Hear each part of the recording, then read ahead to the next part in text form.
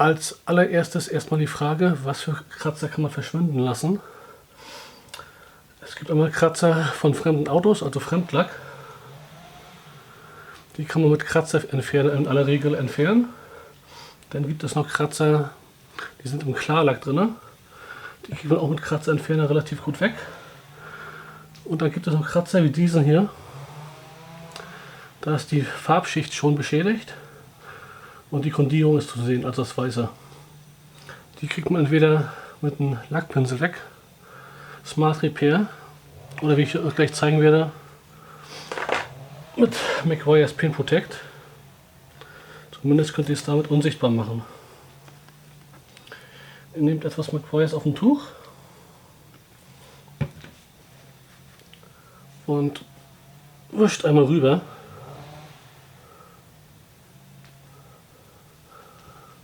Und schon ist er weg, der Kratzer.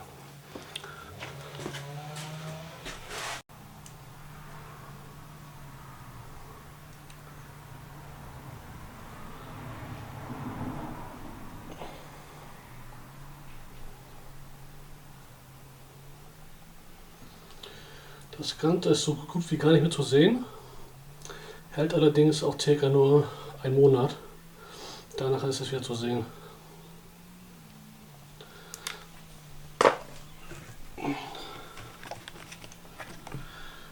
McGuire's Paint Protect ist eigentlich für die Nachversiegelung gedacht. Nach der schnellen Autowäsche, wenn man keine Lust hat, das Auto auszupolieren. Aber für kleine Kratzer zum Wegmachen ist es eigentlich hervorragend geeignet. Wie gesagt, das hält etwa einen Monat vor, je nachdem, wie oft ihr euer Auto wascht etc.